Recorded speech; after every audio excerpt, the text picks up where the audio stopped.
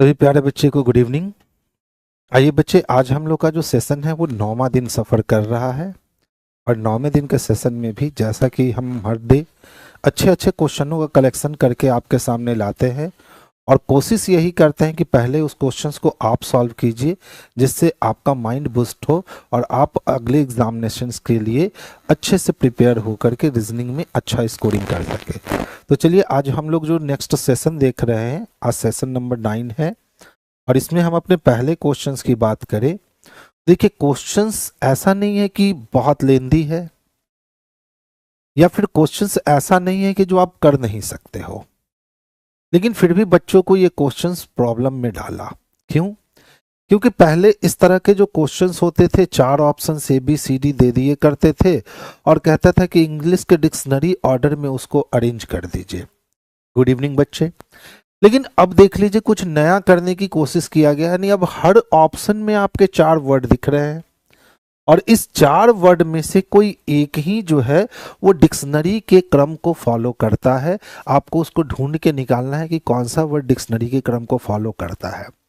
तो बहुत सारे बच्चों को तो जब पहली बार इस क्वेश्चन से मुलाकात हुआ तो बहुत सारे बच्चे को समझ में ही नहीं आया इसमें आखिर एक्चुअल में करना क्या है। तो इसमें बस डिक्शनरी के क्रम को अरेंज करना है, उससे ज्यादा कुछ करना नहीं है। अब देख लो क्या कहता है। निम्नलिखित में से किस विकल्प में शब्दों का वह क्रम विन्यास अंग्रेजी शब्दकोश के क्रम के अनुसार व्यवस्थित है, यानी डिक्शनरी के ऑर्डर में कौन दिखता है। तो चलो देखते हैं, डिक्शनरी के ऑर्डर में देखने की कोशिश करते हैं।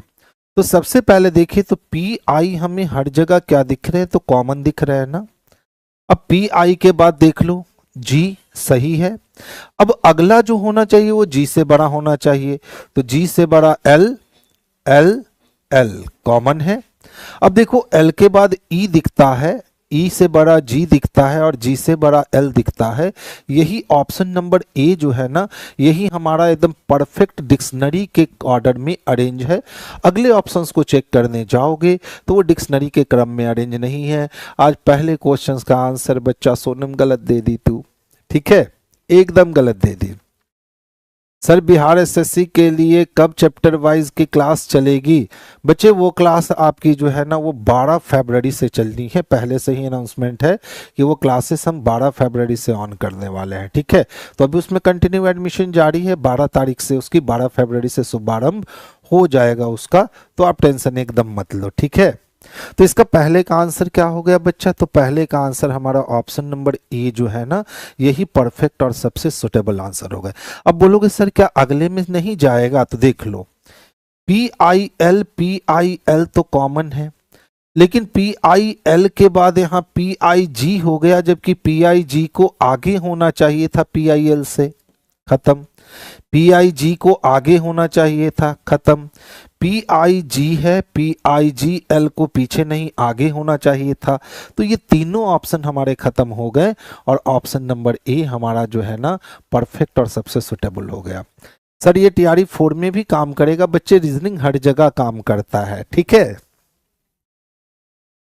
कुछ अलग क्वेश्चन थोड़ी ना टीआरई में अलग हो जाएगा और रेलवे में अलग, एसएससी में अलग। डायरेक्शन है तो सब जगह डायरेक्शन है, ब्लड रिलेशन है तो सब जगह ब्लड रिलेशन है। और आपका देख लो, ये अल्फाबेट से प्रश्न है तो ये कहीं भी पूछे जा सकते हैं। रीजनिंग में हम लोग सिर्फ टॉपिक को फोकस करना बेटर समझते हैं, ठीक है।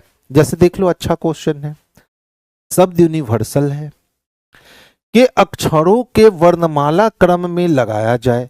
तो पहले कहा कि सर यूनिवर्सल शब्द को पहले आप डिक्शनरी के क्रम में लगा दो, अल्फाबेट के क्रम में, और इस क्रम में प्रत्येक अक्षर के लिए बाईं ओर से उसके स्थान के अनुसार 1 2 3 4 का वैल्यू दे देना है।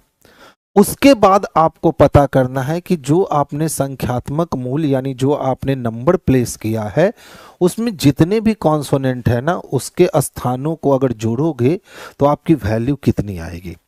ये भी क्वेश्चन फर्स्ट टाइम में बच्चों को क्लियर ही नहीं हो पाया कि एक्चुअल में क्वेश्चन कहना क्या चाहता है। लेकिन देख लो, क्वेश्चन बहुत ही आसान था। हमारे पास शब्द क्या है? यूनिवर्सल है। अगर हम इसको डिक्शनरी के क्रम में अरेंज करने की कोशिश करते हैं तो सबसे पहले हमारा ए होगा। ए से बड़ा इस सिस्टम में ई है जो एक ही बार यूज हुआ है। ए ई के बाद क्या मिलने वाला है, तो आई के बाद हमें एल मिलने वाला है, एल के बाद अगर हम बात करें तो एन मिलेगा, एन के बाद चले तो आर मिलने वाला है, आर के बाद एस आएगा, एस के बाद यू आएगा और इसके बाद लास्ट में भी आएगा। अब देखो क्रम देना है 1 2 3 4 5 6 7 8 और 9, क्रम दे दिया हमने जैसा कि उसने कहा था। अब इसके बाद ही काम शुरू हुआ कि जितने भी कॉन्सोनेंट है सिर्फ उसके वैल्यू को जोड़ना है। 4 प्लस 5 प्लस 6 प्लस 7 प्लस 9, बस इतना ही वैल्यू को जोड़ना है। तो देखो 9 6 15, 15 5 20 और 20 और 7 27 हो गए और 27 और 4 31 हो गए, यानी इसका टोटल प्लेस वैल्यू 31 आया, जो कि ऑप्शन नंबर बी में हम स्पष्ट रूप से देख सकते हैं। तो आंसर हमारा बी जो होगा बच्चे यही बेस्ट होगा। पहले किनका आंसर आया है, चलिए सुदेश कुमार जी शामिल हो चुके हैं गेम में और उन्होंने सबसे पहले 2 का लॉक कर दिया है 31 यानी बी नंबर, बहुत अच्छे। सोनम बच्चा धीरे हो गई तू। रामाशंकर का भी 31 आ चुका है, बहुत बढ़िया। चलिए नेक्स्ट क्वेश्चंस की ओर चलते हैं। अब देख लो रीजनिंग जो होता है ना वो सिर्फ रीजनिंग नहीं है, इसमें जीएस का भी खेल बड़ा उठपटांग होता है। अब जिन बच्चों को नहीं याद होगा राजधानियां उन बच्चों का काम खत्म हो गया और जिन बच्चों को राजधानी याद होगा उनके लिए काम आसान हो गया। देखिए किनका आंसर आया है, अच्छा सोनम का आंसर आया है सबसे पहले ए ब्राजीलिया, बहुत बढ़िया बच्चे, बहुत लाजवाब, एकदम परफेक्ट है। चीन की राजधानी क्या है बच्चे, तो बीजिंग है। तो ब्राजील की राजधानी क्या है, तो ब्राजीलिया है। एकदम बहुत फास्ट आंसर आया है। उसके बाद सोनम के बाद रामाशंकर का आंसर भी आया है और अर्जुन का भी आंसर आ चुका है, बहुत बढ़िया। नेक्स्ट क्वेश्चन दे रहा हूं, मैं चाहूंगा इसका आंसर लगाओगे, अब फंसोगे। मुझे मालूम है बहुत सारे बच्चे इसमें जो है ना एकदम पक्का फंसने वाले हो, गारंटी। 10 से हम लोग दशक बनाते हैं, 10 से क्या बनाते हैं, दशक बनाते हैं।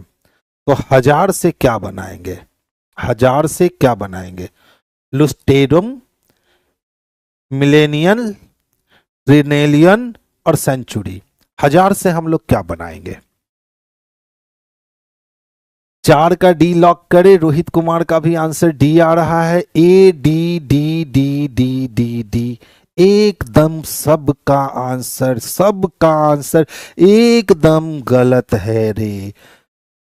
मिलेनियल्स बनेगा, सहस्ताब्दी बनेगा, सहस्ताब्दी बनेगा, ठीक है। क्या बनेगा, सहस्ताब्दी बनेगा। सेंचुरी का मतलब शतक होता है, 100 साल। सेंचुरी का मतलब क्या, 100 साल। और यहां 1000 साल की बात हो रही है, तो 100 साल का 10 गुना, 100 साल का 10 गुना, तो 100 साल का 10 गुना यानी सहस्ताब्दी बनेगा, यानी मिलेनियल्स बनेगा, ठीक है। इसीलिए हमने कहा था इसका आंसर बनाकर दिखाओ। और बहुत सारे बच्चों ने जो है ना एकदम दिल खोल के जो गलतियां करना होता है ना, आप लोग वैसे दिल खोल के गलती किए हो। चलिए नेक्स्ट क्वेश्चंस की ओर चलते हैं। अब देख लो क्वेश्चन तो बड़ा छोटा सा है लेकिन लॉजिकल क्वेश्चन है। बीकर, कंपास, डॉपर और टेस्ट ट्यूब, 4 एलिमेंट है। कौन कौन से, बीकर, कंपास, डॉपर और टेस्ट ट्यूब। अब आपको यह पता करना है कि इन चारों में कोई एक ऑड है, यानी 3 एक जैसा रिएक्शन देगा और एक का रिएक्शन अलग होगा। एक्चुअल में वो कौन है, जल्दी से बताइएगा। सोनम का आंसर फिर से आया है सर, ऑप्शन 4 का पोस्टमार्टम कर दिए। 5 का आंसर बी आया है, बी आया है, बी आया है, यानी कि 3 बच्चों ने बहुत फास्ट रिप्लाई दिया है हमें। पहला सोनम का आंसर बी है, दूसरा रामाशंकर है, तीसरे सुदेश जी हैं और धर्मवीर कुमार जी का ए आया है, यानी बी का अलग है, ठीक है। और भी कोई बच्चे हैं, जल्दी से। एकदम छोटा छोटा शब्द है बउआ लेकिन गलती कर देगा, हमको पता है। सी भी आंसर आ रहा है रोहित कुमार का। चलिए बी, पुष्पा का बी आ रहा है, बहुत बढ़िया। अब देखिए जिनका जिनका कंपास आ रहा है ना बाबू, उनका बिल्कुल सही आंसर आ रहा है, लेकिन जो लोग बीकर, डॉपर या टेक्स्ट ट्यूब पे घूम रहे हैं ना, वो बिल्कुल अलग है। अब पूछोगे सर ये अलग कैसे हो जाएगा, तो देखिए जो ज्योग्राफियन हो गए ना, ठीक है, वो अपने साथ कंपास रखेंगे, क्योंकि उनको डायरेक्शन देखना होगा, किधर पूरब है किधर पश्चिम है। यानी जो खगोल शास्त्री होंगे वो अपने साथ कंपास रखेंगे। बीकर आपको कहाँ मिलेगा, तो लैब में मिलेगा, ठीक है, केमिस्ट्री के लैब में आपको बीकर मिल जाएगा। डॉपर भी आपको केमिस्ट्री के लैब में मिल जाएगा। टेस्ट ट्यूब भी आपको केमिस्ट्री के लैब में ही मिल जाएगा। तो ये तीनों वस्तुएं यानी बीकर, डॉपर और टेस्ट ट्यूब आपको लैब में मिलेंगे, लेकिन कंपास दूर दूर तक लैब का हिस्सा नहीं होता है। वो आपको कहाँ मिलेगा, तो जो आपके ज्योग्राफी से बिलोंग करते हैं उनके पास मिलेगा। इसीलिए कंपास अलग से क्या है, डिफरेंट है। तो छोटा छोटा शब्द था, हम लोग बहुत समय के बाद इन शब्दों से रूबरू होते हैं। जैसे आप 8, 9, 10th में बहुत सारे साइंस के एक्सपेरिमेंट में बीकर शब्द सुने होंगे, ड्रॉपर भी सुने होंगे, टेस्ट ट्यूब भी सुने होंगे, लेकिन बड़ा होते होते तक बहुत सारा जो है ना आप भूल जाते हो और उसका इफेक्ट ये पड़ने लगता है। तो अच्छा क्वेश्चन ये भी था, मजेदार था। चलो भैया, इसके लिए तो हम एकदम जो होता है ना 30 सेकंड का समय हम बिल्कुल स्पष्ट रूप से दे सकते हैं, और देखते हैं पहले कौन अपने क्वेश्चंस का आंसर लॉक कर लेते हैं। एकदम ध्यान से देखिए और कोशिश कीजिए। नेक्स्ट क्वेश्चन से लगाना शुरू कर देंगे। देखिए थोड़ा आंसर किनका आ रहा है, बी आ रहा है, लगभग लोगों का आंसर बी आ रहा है। क्या बात है बच्चे, चलिए देखते हैं सही में क्या बी आएगा।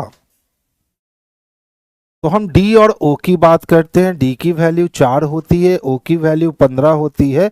अगर आपस में हम गुना कर देते हैं तो 15 चक्को कहाँ पहुंच गए, तो 60 पे पहुंच गए।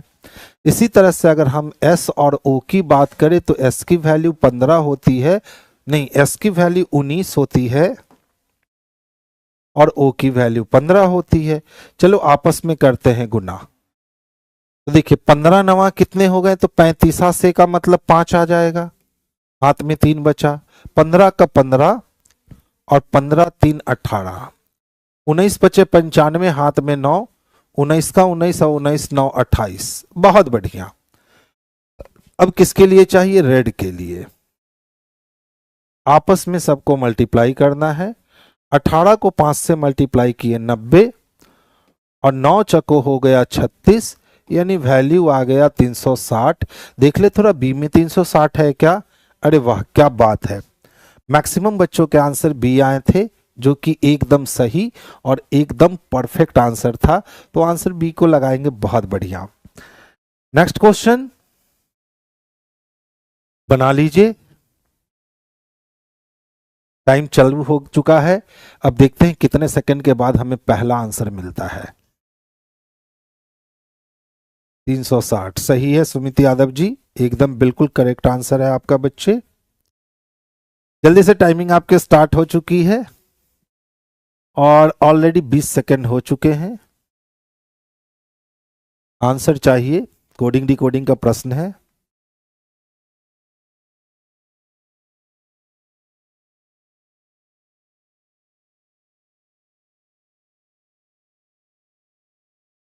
एक बार बस आपको लॉजिक पकड़ना है, लॉजिक पकड़ोगे ना फिर ऑप्शंस का खेला कर करके आंसर निकाला जा सकता है।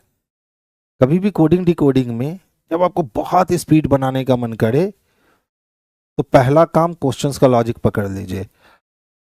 किसका आंसर पहले आया है, अनुरंजन कुमार का आंसर सबसे पहले आया है कि सर ए नंबर होगा। ठीक है, बाकी बच्चे कहाँ रेस में पीछे रह गए। देखिए अनुरंजन का आंसर ए आ चुका है। बाकी बच्चे बताइए, लॉक कर दें ए को। ए ही आंसर आया है, रोहित का भी। ठीक है, सोनम का भी आंसर ए आ गया है। तो अब तो हमें लगता है कि ए ही आंसर होने वाला है। चलिए लॉजिक को समझते हैं। देखिए 1 से 2 हो गया यानी +1 हो गया ना, और 2 से 1 हो गया यानी -1 हो गया।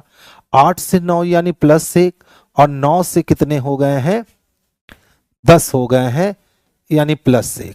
ठीक है, अब उसके बाद 13 से 14 हो गया है यानी +1 और 1 से 1 हो गया है +1 और 14 से 15 +1 और 25 और 21 अपना स्थिति क्या कर लिया है, तो इंटरक्रॉस कर लिया है। सिंपल है।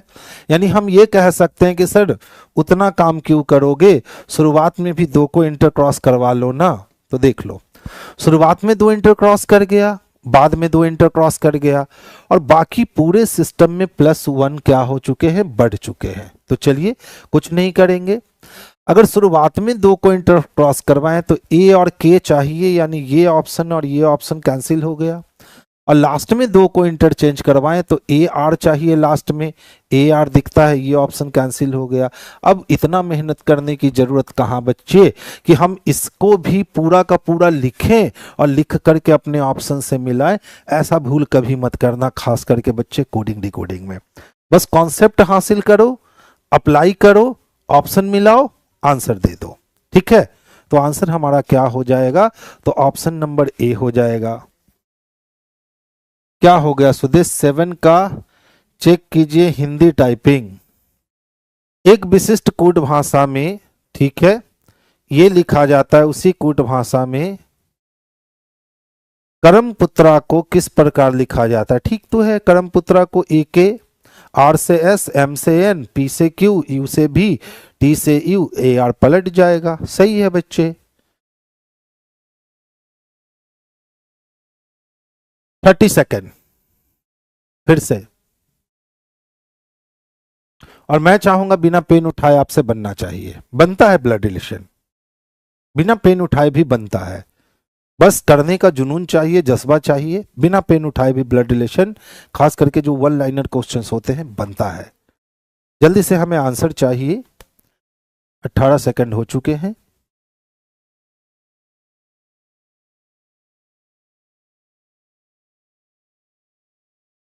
Answer option number A, Rohit का आंसर आ चुका है, सोनम का आंसर भी 8 का ए, रामाशंकर का भी ए है। चलिए बहुत बढ़िया। देखिए समझने की कोशिश करेंगे बच्चे, और अगर नहीं आपसे, अगर इतने छोटे छोटे क्वेश्चंस के लिए आपको अगर डायग्राम बनाने पड़ते हैं ना, तो कोशिश करो कि आज के बाद इस छोटे क्वेश्चंस पे डायग्राम बनाऊंगा ही नहीं, झंझना के निकल जाएगा। देखिए प्रदीप कहते हैं, यानी वक्ता कौन, तो प्रदीप। विशाल की मां मेरी यानी प्रदीप की मां की इकलौती बेटी है। तो बताओ प्रदीप के मां की इकलौती बेटी जो होगी वो प्रदीप की बहन होगी, और प्रदीप की बहन ही कौन है, तो विशाल की मां है। यानी विशाल का भांजा है, विशाल जो है वो प्रदीप का भांजा है और प्रदीप उसका मामा है। तो प्रदीप का विशाल से क्या संबंध है, तो मामा का संबंध है, यानी मैटरनल अंकल का संबंध है। Option number A is the best answer. हम ए को लॉक करेंगे। अब देखो, अब हम बना रहे हैं। देखिए किसने कहा, तो प्रदीप ने कहा। प्रदीप कहता है कि सर विशाल की कोई मां है, विशाल की कोई क्या है, मां है। मेरी, मेरी यानी प्रदीप के मां की यह कैसी बेटी है, तो इकलौती बेटी है। कैसी बेटी है बच्चे, तो इकलौती बेटी है। अब बताओ, सोचने वाली बात है कि प्रदीप के मां की इकलौती बेटी जो होगी वो प्रदीप की कौन हो जाएगी, तो बहन हो जाएगी। अब पूछ रहा है प्रदीप का विशाल से क्या संबंध है, किसका, प्रदीप का विशाल से क्या संबंध है। तो जिसके साथ सही लगाए चलेंगे। अगर हम विशाल हैं तो ये हमारी माता है, और हमारी माता का यह भाई है। तो माता के भाई को बाबू हम क्या कहेंगे, तो माता के भाई को हम मामा कहेंगे, और मामा का मतलब है बच्चा मैटरनल अंकल कहेंगे। तो याद रखिएगा, मम्मी के तरफ से जो अंकल मिलेंगे यानी मामा मौसा, वो मैटरनल अंकल होंगे, और पापा के तरफ से जो चाचा और फुफ्फा जी मिलेंगे वो पैटर्नल अंकल होंगे। इसी तरह माँ के तरफ से जो मौसी और मामी मिलेगी वो मैटरनल आंटी होगी, और पापा के तरफ से जो बुआ और चाची मिलेगी वो पैटर्नल आंटी होगी। तो माँ के तरफ से मिलने का मतलब मैटरनल, और पापा के तरफ से मिलने का मतलब पैटर्नल। अब आप कभी नहीं भूलोगे इसको।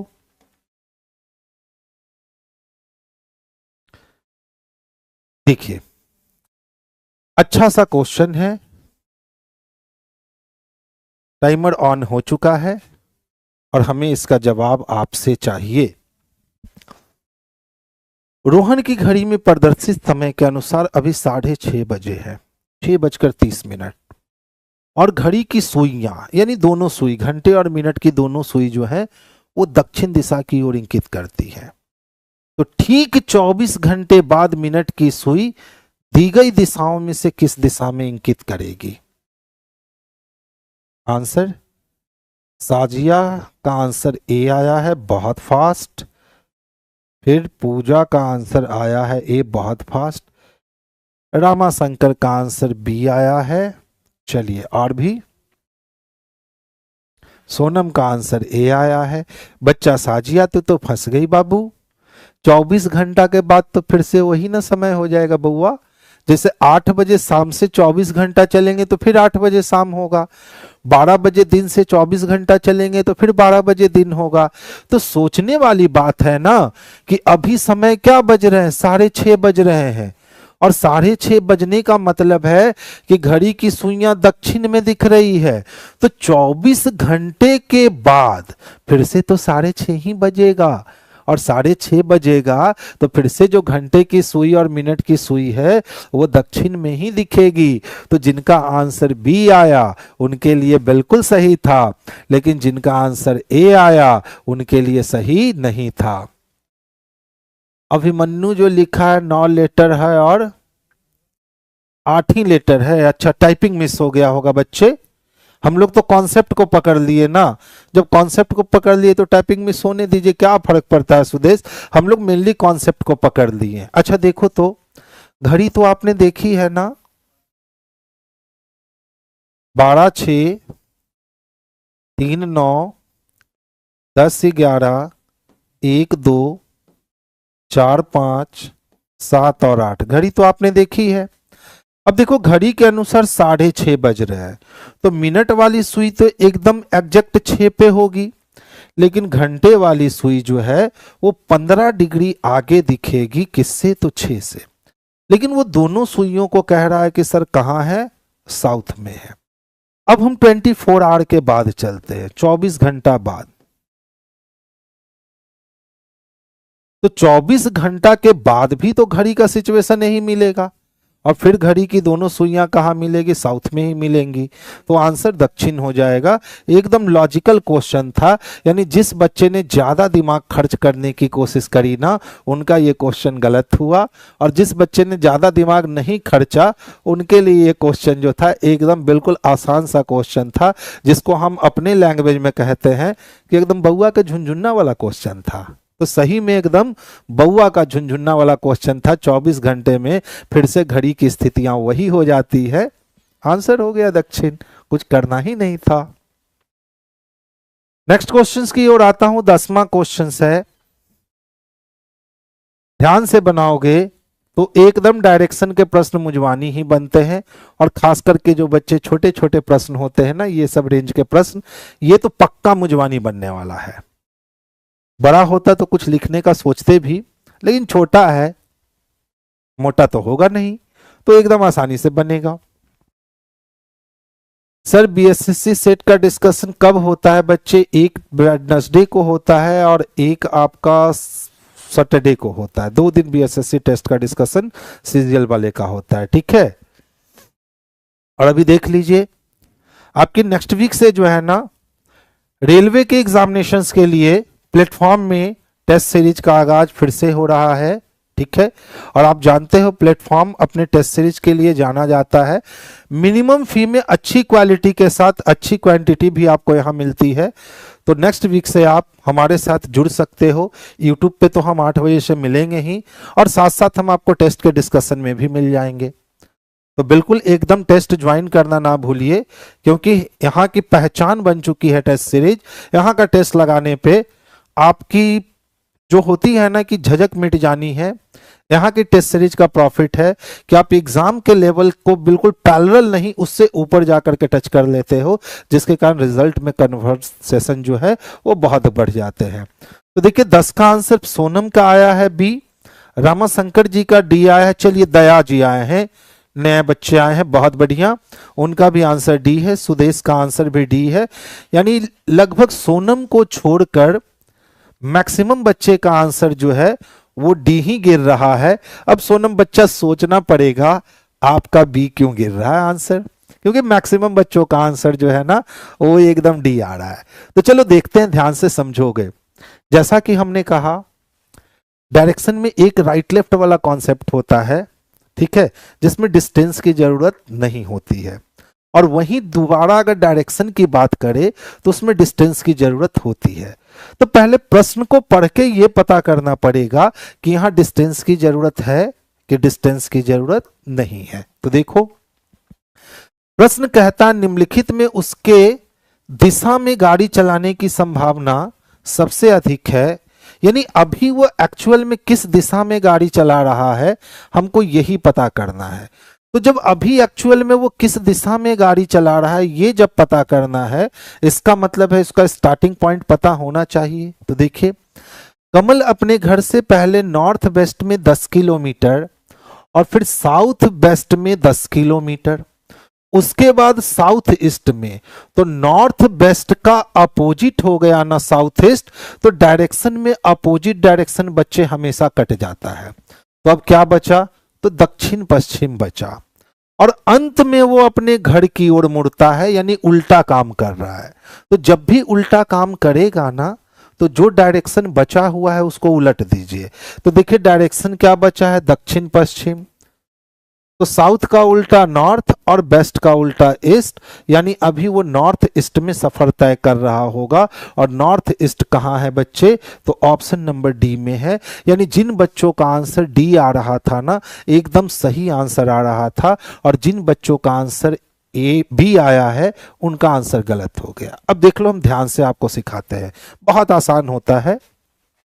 देखो पहले हमने नॉर्थ वेस्ट में सफर किया और 10 किलोमीटर चला, उसके बाद हम साउथ वेस्ट में गए 10 किलोमीटर गए, उसके बाद हम साउथ ईस्ट में आते हैं और 10 किलोमीटर आते हैं, और अंत में वो अपने घर की ओर मुड़ा, लेकिन किधर गया कोई अता पता नहीं है।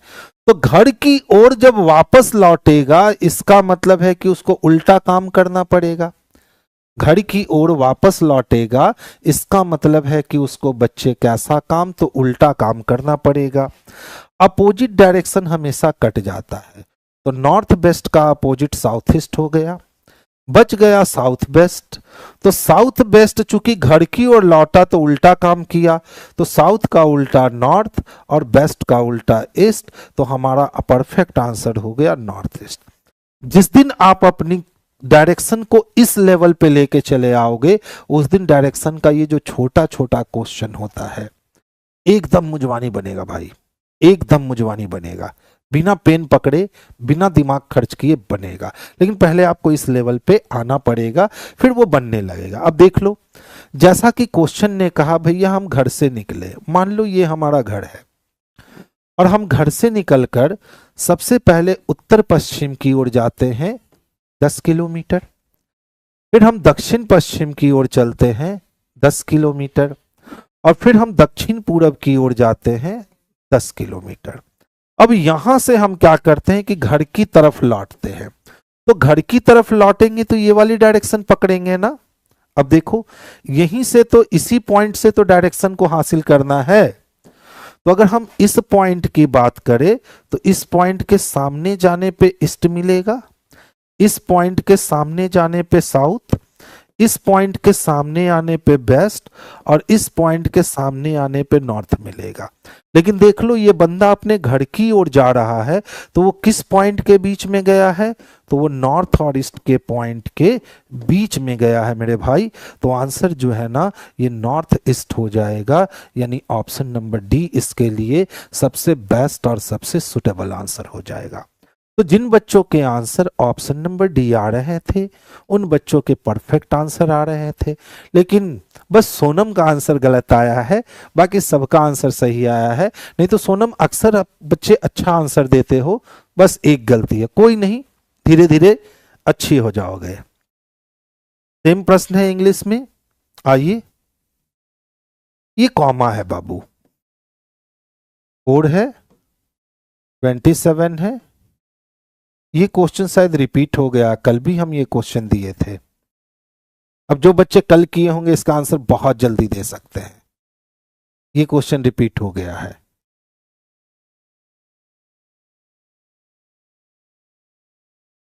ग्यारह का डी, देखिए सोनम का आंसर फिर से फास्ट आ गया ना। अनुरंजन का भी डी आया है, सुदेश का भी डी आया है। लॉक कर दिया जाए, बिल्कुल लॉक कर दिया जाए। ये क्वेश्चन रिपीट हो गया, कल भी हम ये क्वेश्चन दे दिए थे ना। देखिए 2 का पावर 2 4 हो गया सर, 3 का पावर 3 27 हो गया सर, 4 का पावर 4 कर दीजिएगा तो 256 हो जाएगा। यानी अब सर आपको 5 का पावर 5 करना होगा। तो 25 25 25 पचे 625 और 625 पचे 3125 हो गया। तो आंसर हमारा गिरेगा 3125, जो कि स्पष्ट रूप से ऑप्शन नंबर डी में दे रखा है। कल बहुत सारे बच्चों से इसका आंसर नहीं आ पाया था, लेकिन आई होप आज जो बच्चे रिपीट किए हैं उनका आंसर आ गया है। बहुत अच्छा। और इस बार भी सोनम का आंसर सबसे फास्ट आया है, दया का आंसर भी आ चुका है, रोहित का आंसर आ चुका है, नवीन का आंसर आ चुका है, रामाशंकर सुदेश का आंसर आ चुका है, अनुरंजन का भी आंसर आ चुका है। नेक्स्ट क्वेश्चंस की ओर चले क्या? देखो इस क्वेश्चंस को देख करके बहुत सारे बच्चे जो है ना वो हाथ खड़ा कर देते हैं, जबकि मेरा मानना है कि ये सीरीज तो है नहीं। तो सबसे पहले अपने दिमाग से ये निकाल देना है कि हम सीरीज का क्वेश्चन बना रहे हैं। इस वाले सेक्टर को हम लोग अल्फाबेट फिलर कहते हैं, सीरीज नहीं है, तो सीरीज की तरह काम भी नहीं करेंगे। अब जैसा कि हमने कहा अल्फाबेट फिलर है, तो उसके खाली स्थान को सिर्फ भरना है। और आपका टिक टिक घड़ी जो है ना वो ऑन हो चुका है, और हम चाहेंगे इसका जवाब आप हमें दो कि 12 नंबर का कौन सा ऑप्शन हम फीड करें कि ये सही हो जाएगा। इसके बाद तो मैं सिखा ही दूंगा, बड़ा ही आसान होता है इस टाइप के प्रश्नों को सॉल्व करना, एकदम मेहनत करने की जरूरत तो होती ही नहीं है। 40 सेकंड हो गए, अभी तक कोई जवाब नहीं आया है, जबकि इतने समय में तो जवाब आ जाना चाहिए था बच्चे।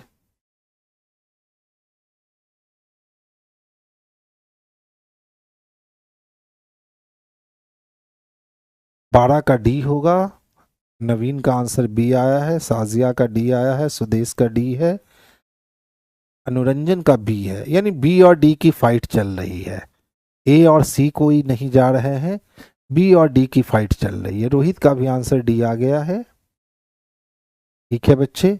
दया का भी आंसर डी आ गया है। चलिए ध्यान से समझिएगा, जैसा कि हमने कहा ना बाबू, ये सीरीज नहीं है, ये अल्फाबेट फिलर है, तो हम लोग इसको फिलर की तरह ही ध्यान से देखते हैं, समझने की कोशिश करोगे, ठीक है। यही 4 ऑप्शन है ना आपके, तो कुछ कुछ ऑप्शंस पे भी ध्यान दे दिया करो बच्चे। तो देखिए सारे ऑप्शंस का पहला लेटर आपको सी ही दिखता है, तो ये तो कंफर्म हो गया कि भैया यहाँ पे सी रखोगे, और जिव ही यहाँ पे सी रखोगे ना, आपको एक बहुत बड़ा पद जो है वो सामने आ जाएगा। अब देख लो ए बी ए दिखा क्या? अगर यहां ए बी है, अगर हम यहां भी ए रख ले तो ए बी ए और ए बी ए कॉमन हो जाएगा, यानी सी से शुरू और ए पे खत्म चाहिए। कैंसिल कैंसिल, बच गया 2। एकदम दिमाग खर्च मैं नहीं कर रहा हूं, बस उसके लैंग्वेज में ही उससे बात कर रहा हूं। अब देख लो, जैसे ही आप देखोगे तो ए बी ए के बाद सी बी सी होता है, ए बी ए के बाद सी बी सी होता है।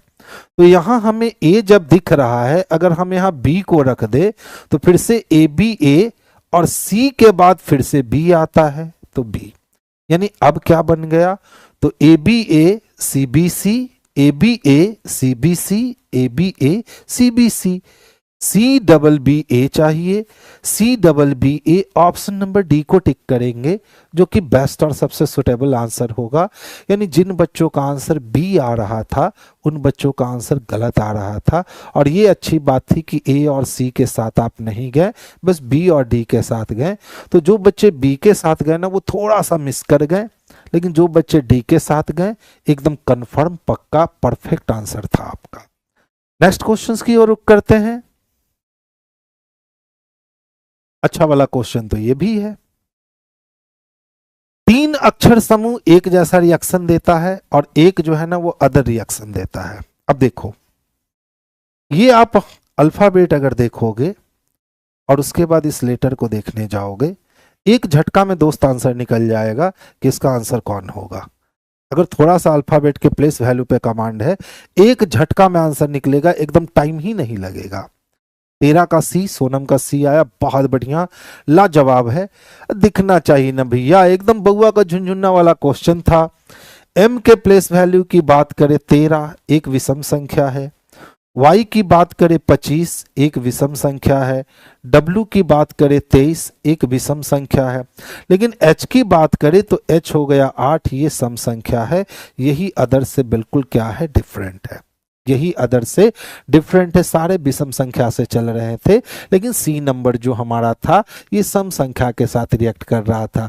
इसीलिए मैं बार बार आपको कहता हूं कि प्लेस वैल्यू याद रखो, यानी इस तरह से प्लेस वैल्यू याद कर लो ना कि लेटर बोले तो डिजिट और डिजिट बोले तो लेटर। अगर कोई 23 बोल दिया तो W दिख जाए, 17 बोल दिया Q दिख जाए, 16 बोल दिया P दिख जाए, 9 बोल दिया I दिख जाए, कोई Z बोल दिया 26 दिख जाए, Y बोल दिया 25 दिख जाए, C बोल दिया 3 दिख जाए, M बोल दिया 13 दिख जाए। यानी इस तरीके से आप अल्फाबेट के वैल्यू को याद कर लो कि डिजिट आपको लेटर दिखने लगे और लेटर आपको डिजिट दिखने लगे। अब ऐसा करने से सिर्फ कोडिंग डिकोडिंग हल नहीं होते हैं, एनालॉगी टेस्ट अच्छा होता है, ऑड मैन आउट अच्छा होता है, अल्फ़ाबेट सीरीज अच्छी होती है, 4-5 सेक्टर पे आपके कमांड बहुत अच्छे हो जाते हैं जिस दिन आपको लेटर के जगह डिजिट और डिजिट के जगह लेटर दिखना स्टार्ट हो जाएगा। तो अभी आपके पास बहुत समय है, आप चाहो ना तो बिल्कुल इसको अच्छे से याद कर सकते हो। जैसे देख लो, ये क्वेश्चन मुझे बड़ा ही बेहतरीन लगा, बस पढ़ोगे और बन जाएगा। लेकिन उसके लिए बस वही बात है, थोड़ा सा कंसंट्रेशन आपको क्या करना पड़ेगा, तो हाई रखना पड़ेगा। जिनका कंसंट्रेशन हाई है उनके लिए ये क्वेश्चन झुनझुना है, और जिनका कंसंट्रेशन में इशू है उनके लिए ये क्वेश्चन दर्द दे देगा। जैसे देखो क्वेश्चंस क्या कहता है, समझिएगा और आंसर देने की कोशिश कीजिएगा। रो दिया, मैट दिया, ले दिया, कैट दिया, इसको कहते हैं 3 अक्षर पे आधारित अल्फाबेट की श्रृंखला चल रही है। ठीक है, अब स्टेटमेंट कहता है यदि उपर्युक्त में से प्रत्येक शब्द में प्रत्येक अक्षर को अंग्रेजी वर्णमाला क्रम में उसके बाद के अक्षर से बदलोगे तो आने वाले अक्षर से बदल दिया जाए। यानी जितना भी लेटर है, चाहे वो वॉवेल हो चाहे वो कंसोनेंट हो, डजंट मैटर, सबको उसके बाद वाले लेटर से हम बदल देंगे। तो कहता है इस प्रकार बने कितने शब्दों में कोई स्वर नहीं होगा। अब हमें देखना है कि स्वर किसमें नहीं होगा, और आंसर आने शुरू हो गए हैं। रोहित का आंसर बी आया है, सोनम का आंसर बी है, सुदेश का आंसर बी है। तो आपने प्रश्न को समझ लिया कि जितने भी लेटर हैं उसको अल्फाबेट के अगले अक्षर से बदलना है आपको, और फिर देखना है किसमें वॉवेल नहीं आता है। तो चलिए ध्यान से देखिए, आर से एस, ओ से पी, डब्ल्यू से एक्स, इसमें वॉवेल नहीं आएगा। आर से एस हो जाएगा, ओ से पी हो जाएगा, डब्ल्यू से एक्स, इसमें वॉवेल नहीं आएगा। एम से एन, ए से बी, डी से ई, इसमें वॉवेल होगा, छोड़ दीजिए। एल से एम, ए से बी, वाई से जेड, इसमें वॉवेल नहीं होगा। सी से डी, ए से बी, टी से यू, इसमें वॉवेल होगा। उसने पूछा था कितने शब्दों में कोई स्वर नहीं होंगे, तो यही 2 शब्द ऐसे हैं बच्चे जिसमें कोई स्वर नहीं होंगे। तो आंसर हमारा 2 हो गया। यानी जिस बच्चे ने दिमाग खर्च लिया उस बच्चे का काम आसान हो गया, और जिस बच्चे ने दिमाग खर्च नहीं किया अब वो स्क्रीन पर से देख के उतारेगा। रो है, मैड है, ले है, कैट है। अब वो बदलेगा, आर बदला एस में, ओ बदला पी में, डब्ल्यू बदला एक्स में, एम बदला एन में, ए के बाद बी और डी के बाद ई, एल के बाद एम, ए के बाद बी, वाई के बाद जेड, सी के बाद डी, ए के बाद बी और टी के बाद यू। अब वो देखेगा कि सर इसमें वॉवेल नहीं है और सर इसमें वॉवेल नहीं है, यानी दो में वॉवेल नहीं है। तो जिस बच्चे ने दिमाग लगा लिया वो डायरेक्ट आंसर निकाल लिया, और जिस बच्चे ने दिमाग नहीं लगाया, अपना अस्त्र शस्त्र रख दिया है, उसको इतना पहले स्क्रीन पर से देख करके नोट करना होगा, उसके बाद ही वो अपना आंसर दे पाएगा। तो कोशिश कीजिए कि इस टाइप के जितने भी क्वेश्चंस होते हैं, खास करके अल्फाबेट पे या वर्णमाला पे आधारित, इतने अच्छे से उसको प्रैक्टिस कीजिए कि आपको एग्जाम में स्क्रीन पर देखो, वहीं से वहीं काम कर लो, लिखने की नौबत ना आए, क्योंकि लिखोगे समय लगेगा, नहीं लिखोगे समय नहीं लगेगा। आइए देख लो, अच्छा सा क्वेश्चन है, ध्यान से समझोगे। कुछ बेड क्या है, तो साइड टेबल है, और सभी साइड टेबल लैंप के अंदर चला गया। तो जैसे ही पूरा साइड टेबल को लैंप के अंदर डाल देंगे, वैसे ही बेड का कुछ हिस्सा भी लैंप के पास तो जाएगा, तय है। अब निष्कर्ष एक कहता है सभी बेड साइड टेबल है, तो नहीं, कुछ ही बेड तो साइड टेबल है। स्टेटमेंट ही कह रहा है कि कुछ बेड साइड टेबल है, तो पहला गलत हो गया। दूसरा देखो, कुछ लैंप क्या है, बेड है। तो देखिए सभी साइड टेबल तो लैंप के अंदर था ना, और साइड टेबल का कुछ हिस्सा बेड था, तो जो बेड साइड टेबल था वो लैंप बनेगा, यानी दूसरा सही है। कुछ लैंप साइड टेबल है, तो जब सभी साइड टेबल लैंप है तो कुछ लैंप तो साइड टेबल होगा, यानी सही है। सभी साइड टेबल बेड है। अब देखो सभी साइड टेबल बेड नहीं दिखता है, क्योंकि कुछ ही साइड टेबल बेड दिखेगा, गलत हो गया। तो केवल 2 और 3 अनुसरण करते हैं, जो कि ऑप्शन नंबर बी में दिख रहा है। तो ये 100% जरूरी नहीं है कि आप वेन डायग्राम बनाओगे तभी आप साइलॉक्स को बना सकते हो। अगर 2 स्टेटमेंट का गेम चल रहा है तो आप 100% बिना वेन डायग्राम के भी सिलोजिज्म को बना सकते हो।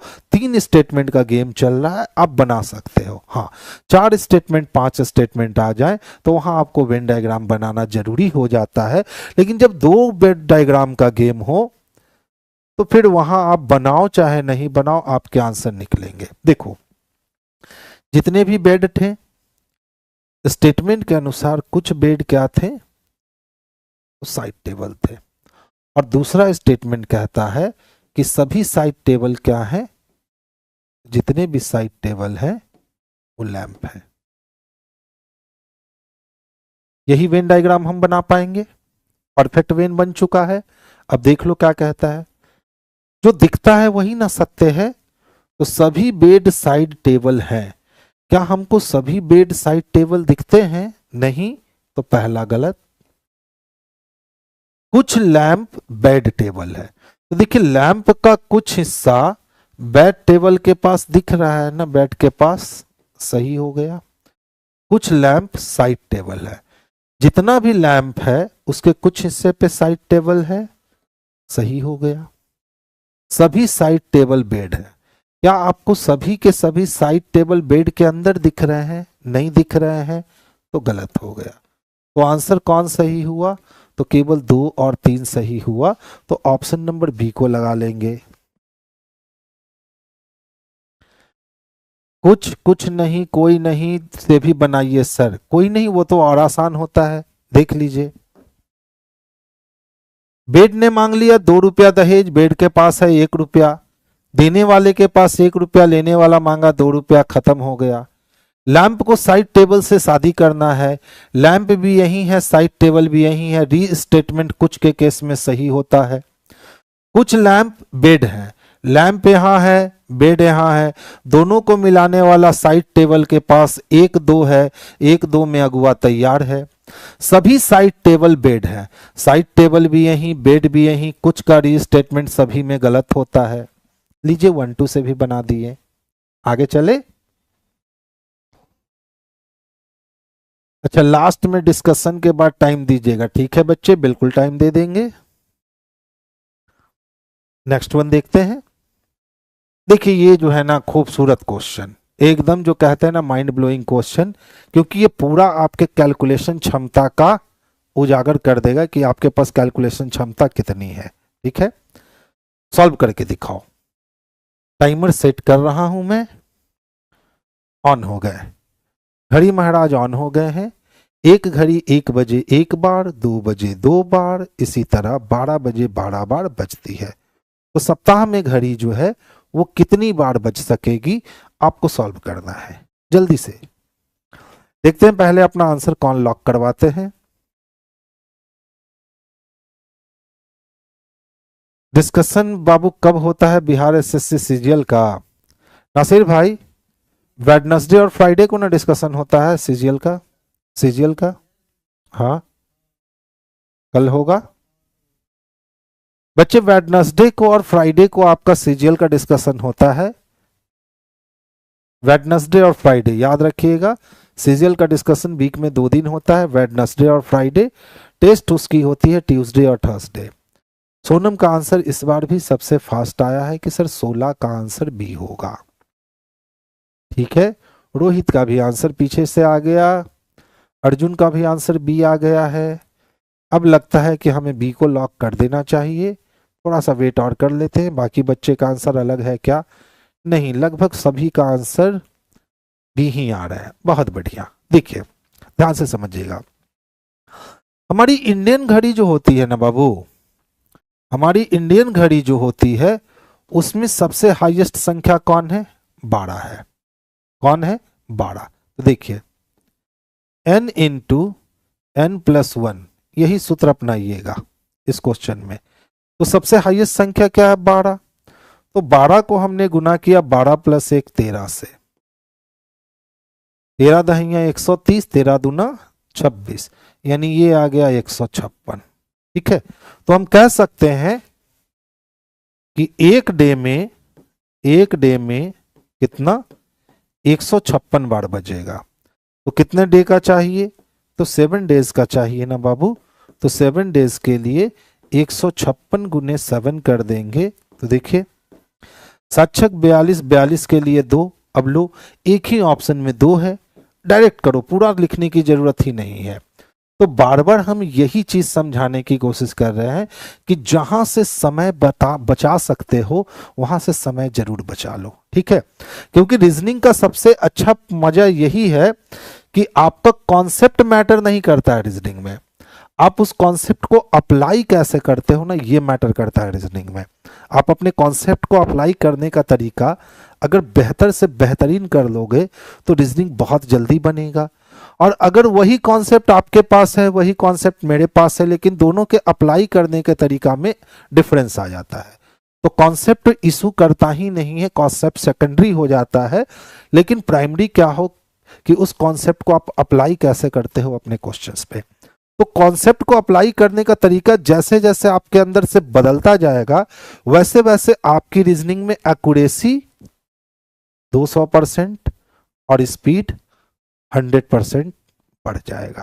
तो एक्यूरेसी और स्पीड बढ़ाना है तो आपको बस क्या करना है कि ऑप्शन, क्वेश्चन सबको एक नजर से देखना है ताकि जल्दी से जल्दी काम कर सके। अब सोचो, जो बच्चा पूरा कैलकुलेशन करके आंसर देगा उसको 10 सेकंड तो और एक्स्ट्रा लगेगा ना, लेकिन जो बच्चा बस यूनिट प्लेस से पकड़ लेगा वो 10 सेकंड पहले ही आंसर दे देगा। और एक क्वेश्चन में अगर 10 सेकंड बच जाते हैं तो सोच लो 25 क्वेश्चन में रीजनिंग के हैं, अगर 10-10 सेकंड ही बचाने लगे 250 सेकंड बच जाएंगे। 250 सेकंड बचने का मतलब है कि आप कुछ नहीं तो 10-15 क्वेश्चन तो और लगा लोगे, क्योंकि आपके पास अप्रॉक्स बहुत समय बच गए हैं। ठीक है, तो चलिए आइए ध्यान से देखते हैं। दिए गए वेन आरेख से उन डॉक्टरों की संख्या ज्ञात करनी है जो सर्जन है लेकिन सामान्य चिकित्सक नहीं है। तो सामान्य चिकित्सक में तो नहीं चाहिए, ये तो तय है। सामान्य चिकित्सक में नहीं चाहिए, ये तय है, लेकिन बाकी दोनों में होना चाहिए। तो बाकी दोनों में एक ही संख्या तो दिख रहा है ना, वो संख्या 5 दिख रहा है। तो ऑप्शन नंबर सी को कर लेंगे। एकदम बउआ का झुंझुन्ना वाला क्वेश्चन था और इस बार भी सबसे फास्ट आंसर किसका आया है? तो अर्जुन का आंसर सबसे फास्ट आया है। सोनम है, सुदेश है, रामाशंकर है, दया है। बहुत बढ़िया। अरविंद जी भी आंसर दे रहे हैं, बहुत बढ़िया। साजिया का आंसर भी 5 आया है, बहुत बढ़िया। चलिए नेक्स्ट क्वेश्चंस की ओर चलते हैं।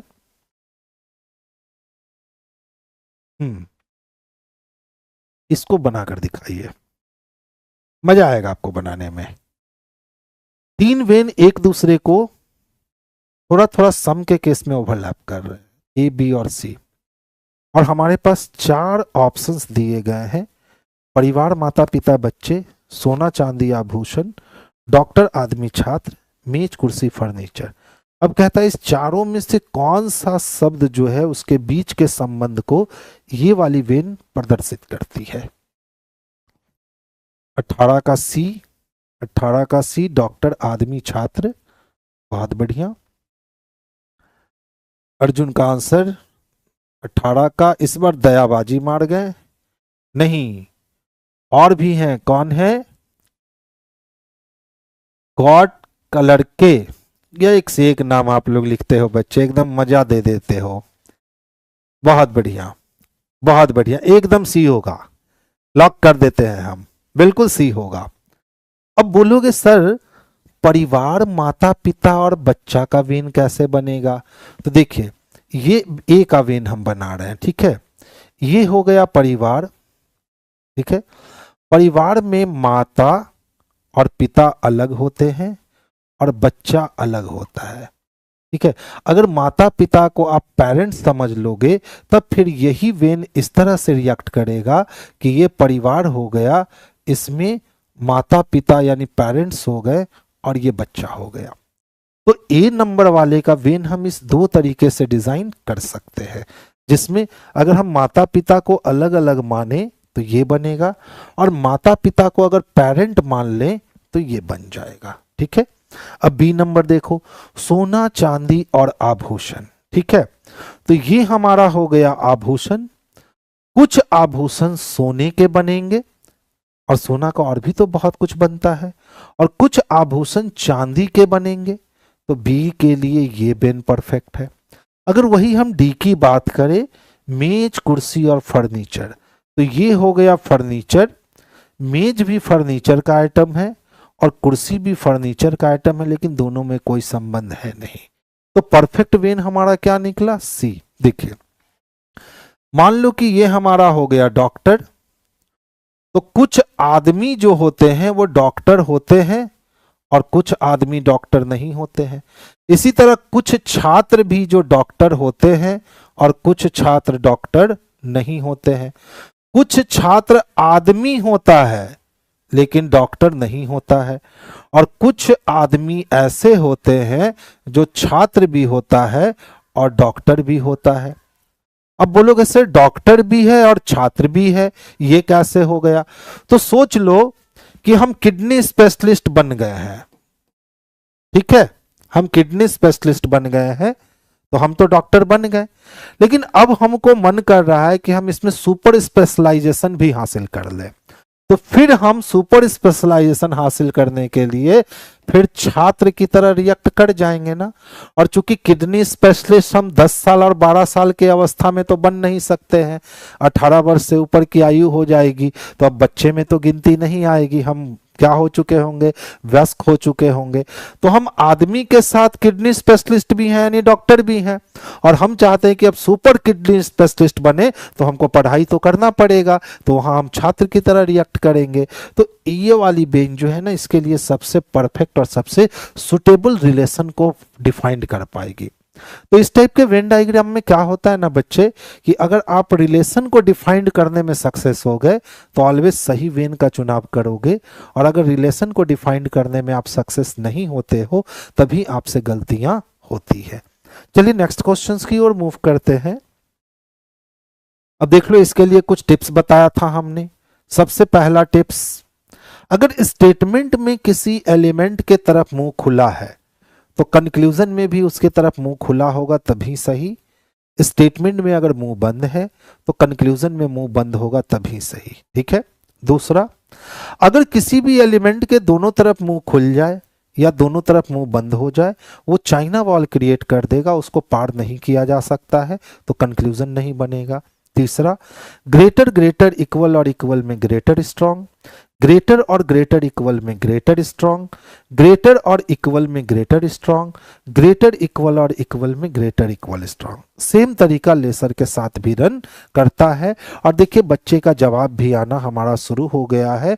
रोहित का आंसर सबसे फास्ट आया, दया का आंसर उसके बाद आया है, और फिर रोहित का ही आंसर आया है 2 बार, और बाकी बच्चों ने अभी तक आंसर हमें दिया ही नहीं है।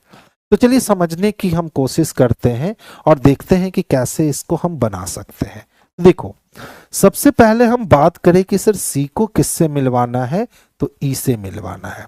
अब देखो यहां तो कॉमा लग चुका है ना, इसका मतलब ये 2 अलग अलग फैमिली हो गए। अब इस फैमिली को इस फैमिली से और इस फैमिली को इस फैमिली से जुड़ने के लिए कहीं ना कहीं एक कॉमन एलिमेंट ढूंढना होगा। जब तक कॉमन एलिमेंट नहीं मिलेगा तब तक दोनों फैमिली जुड़ नहीं सकते हैं। और यहां इत्तेफाक से कॉमन एलिमेंट की बात करें तो बी वह बंदा है जो दोनों जगह दोनों फैमिली में कॉमन है। अब देख लो, सी को किससे मिलना है, तो सर ई से मिलना है। अब सी आएगा किसके पास, तो बी के पास, और बी ले जाएगा किसके पास, तो ई के पास। यही व्यवस्था चलेगी। पहले सी आएगा बी के पास और फिर बी ले जाएगा किसके पास, ई के पास। तो देख लो यहां सी के पास सबसे स्ट्रॉन्ग साइन ग्रेटर है, ठीक है, तो सी ग्रेटर होना चाहिए ई से, बिल्कुल सही है। और नहीं तो फिर आप क्या करोगे कि एक लाइन में इसको लिखोगे, सी ग्रेटर इक्वल है ए से, ए ग्रेटर है बी से, बी ग्रेटर है ओ से, ओ ग्रेटर इक्वल है एन से, और एन इक्वल है ई से। उसके बाद आप पढ़ोगे greater equal greater greater greater equal equal में ग्रेटर स्ट्रांग होगा, यानी सी ग्रेटर होगा ई से। ये बात सत्य है। लेकिन मैं कहता हूं कि इतना पढ़ने की जरूरत है ही नहीं। आप बिना इतना मेहनत किए भी बस देख सकते हो कि सी से ई तक कहीं भी चाइना वॉल नहीं लगा है और सी के तरफ ग्रेटर का साइन है और ग्रेटर का है, सही हो गया। दूसरा देखिए, के को बच्चे किससे मिलवाना है, तो के को मिलवाना है बी से। अब बात तो वही हो गई, के को अगर हम ले जाते हैं पहले बी के पास, तो ज्यों ही हम के को बी के पास लेके जाएंगे, देखो सी के ऊपर बन जाएगा चाइना वॉल, दोनों तरफ मुंह खुल गया। और जब चाइना वॉल बन गया तो हम सही कर ही नहीं सकते हैं। अब देख लो, के पास साइन का मुख बंद था और कंक्लूजन में के पास साइन का मुख खुला था, कभी संभव ही नहीं है कि रिलेशन बन जाएगा। तो 2 नंबर हमारा गलत हो गया। 3 नंबर की ओर चले, ए को मिलवाना है ओ से। तो देखिए ए जानता है किसको, बी को, और बी जानता है ओ को। बी तो चाइना वॉल बनाएगा नहीं, ए के तरफ ग्रेटर है, सही हो गया। यानी 1 और 3 सही होते हैं, जो कि ऑप्शन नंबर ए में हम स्पष्ट रूप से देख सकते हैं। तो जिन बच्चों का 19 का जवाब ए आया है, उन बच्चों का बिल्कुल परफेक्ट और सबसे सुटेबल जवाब आया है। चलिए आज के लास्ट क्वेश्चन से मिला जाए और देखते हैं लास्ट क्वेश्चन क्या है। देख लो, एकदम हंसी बढ़ाने वाली क्वेश्चन है। इसमें आप एड़ी चोटी का दम लगाओगे तो नहीं बनेगा, लेकिन अगर हल्के दिमाग से लगाओगे ना तो बन जाएगा। हमने बात करी थी ऐसे 3 क्वेश्चन पूछे गए हैं एनटीपीसी के द्वारा। हम 2 क्वेश्चन, आज दूसरा क्वेश्चन आपको दिखा रहे हैं, 1 क्वेश्चन और है, हम वो भी आपको दिखा देंगे। तो जल्दी से जवाब दो, 20 का क्या आएगा? Option number D 9, 10। बहुत बढ़िया, क्या बात है, बहुत बढ़िया। आज तक रेलवे के इतिहास का ये सबसे मजाकिया क्वेश्चन साबित हुआ, क्योंकि क्वेश्चन सेटर ने तो दिमाग लगा लिया था कि बच्चे को फंसा देंगे, लेकिन बच्चा भी बोला हम भी होशियार चंद है, ना फंसेंगे। तो देखिए एकदम बड़े आसानी से बनने वाला क्वेश्चन है। 1 2 3 4 5 6 7 8 9 10 11 12 9 10, ऑप्शन नंबर डी। तो रेलवे ने सोचा कि बच्चे फंसेंगे ऐसे क्वेश्चन में, क्योंकि वो कैलकुलेशन करेंगे, लेकिन बच्चा भी बोला नहीं सर हम नहीं फंसेंगे। काहे 1 2 3 4 5 6 7 8 9 10 11 12 खेला खत्म कर दीजिए। इसका आंसर हो गया ऑप्शन नंबर डी। तो चलिए बच्चे, आज की सभा हम लोग यहीं बर्खास्त करते हैं। कल फ्राइडे है, कल भी हम लोग मुलाकात करेंगे यूं ही, और 20 क्वेश्चंस को एंजॉय करेंगे। लेकिन जो सैटरडे वाली बात रही, इस बार सैटरडे को आपकी मैराथन है, याद रखोगे। अप्रॉक्स 1.5-2 घंटे की क्लासेस चलेगी और उसमें हम फिगर काउंटिंग को डिस्कस करेंगे। ठीक है, किसको? फिगर काउंटिंग को डिस्कस करेंगे। चलिए, हाँ बच्चे, आपको समय चाहिए था। क्वेश्चन की नंबर को बता दीजिए प्लीज। बच्चा समझे ही नहीं सोनम। गुरुजी क्वेश्चन की नंबर को बता दीजिए। किस क्वेश्चंस के नंबर को बता दे बच्चा? ये हम आपकी बात को नहीं समझ पाए, तो कृपया करके आप अपनी बात को स्पष्ट करने की कोशिश करें, तो फिर हम कर देंगे।